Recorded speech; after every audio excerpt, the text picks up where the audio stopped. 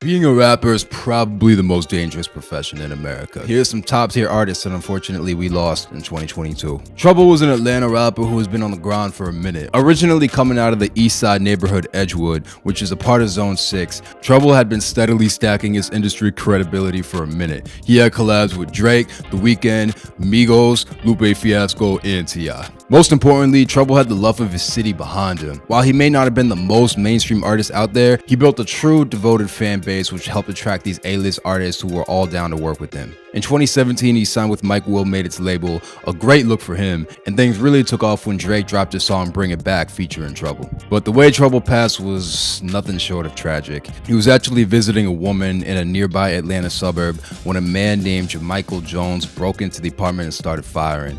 Trouble didn't know Jones, but apparently Jones was in a domestic dispute with the woman who lived there. Trouble was shot in the chest and killed. He was only 34 years old. Up next, we got Snootie Wild, a bit more low-key than some of the other artists on this list, but definitely dope, definitely talented, and he was doing his thing coming out of Memphis. He's most known for his 2014 tape Go Mode, especially the song Yayo with Yo Gotti, one of the most powerful figures in Memphis. Gotti put out a remix to Yayo and actually signed Snootie in 2014. Unfortunately, his career never really skyrocketed the way it was anticipated to, but he kept a consistent output and had a real fan base, especially down south. In 2022, he was still on the scene, still active, still producing, and dropping music for his diehard fans. In February of this year, though, Snootie was found in a ditch in Houston with gunshot wounds to his neck. Snootie was brought to the hospital in critical condition, where he died just a day later at the age of 36. Snootie's funeral was held back in Memphis, and in attendance were his 4 kids, which is always hurtful to see. Witnesses to the shooting said that Snootie was talking to a bunch of bystanders before a gunshot started ringing out, and nobody was ever arrested for Snootie's murder. JayDaYoungan was still in the process of building his career in 2022. He was young, but he steadily built a name for himself through his SoundCloud grind, the songs like 23 Island and Elimination. He even managed to get his breakout tape, Misunderstood, on the Billboard 200 charts, which is an enormous accomplishment for any upcoming artist. He was ranked as one of Billboard's top emerging artists back in 2020 as well. JayDaYoungan was repping Bogalusa, Louisiana, a super small city known for being an industrial company town back in the day. The population there is under 12,000 people, so you gotta imagine how big of an impact this man had for that city. In July 2022, JayDaYoungan was sitting outside his family home in Bogalusa with his dad when 3 gunmen pulled up in a black truck. They tried to run inside and take cover, but they were ambushed by 2 more gunmen who came around the corner.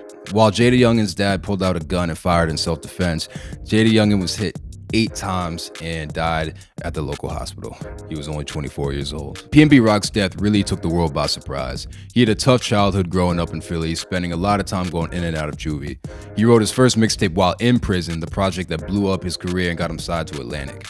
He had the dream career, several Billboard hits, collabs with the entire industry, just on top of the world. On September 12, 2022, PnB was robbed and shot while eating at Roscoe's Chicken and Waffles in LA. Before he died, PnB actually saved the life of his girlfriend by throwing her under a table. PnB's death sparked a lot of controversy and discussion, in part because his girlfriend was accused of tagging their location on an IG story. This kicked off some speculation that PnB's killers might have pulled up to Roscoe's after seeing where he was on IG. She took a lot of heat for that. Everyone had something to say. Even Nicki Minaj and Kodak Black had something to say, so it got deep. His death also generated a lot of talk about rappers losing their lives in LA, a city notorious for having more active gang members than anywhere else in the country. Almost 2 weeks after PnB was murdered, the LAPD arrested 3 people. One of them was a 17-year-old juvenile who, along with his dad, Freddie Trone, was charged with first-degree murder.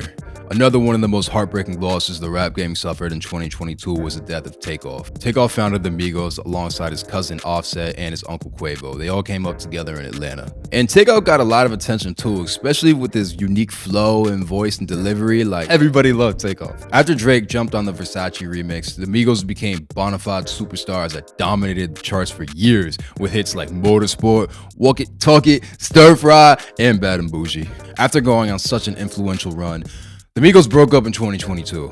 Takeoff and Quavo, however, continued to work under the alias Uncle Few, dropping an album called Only Built for Infinity Links. Takeoff is clearly at the top of his game and showing absolutely no signs of slowing up. Take and Quavo released a video for their single Messy on Halloween Day.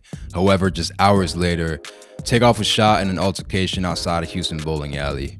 Take and Quavo were celebrating with Josh Price, son of the notorious mob toss figure Jay Prince, who has built a reputation as one of the most feared players in hip-hop. During a dice game, an argument broke out involving Quavo. Just moments later, gunshots went off, striking Takeoff in the head and torso. Like so many other murders in hip-hop, footage of Takeoff's dead body was put through social media, which caused an immediate uproar. There's still a lot of speculation as to who's responsible for Takeoff's death, with some rumors saying he might have gotten killed by friendly fire. And to this day, nobody's been arrested or come forward with any additional information.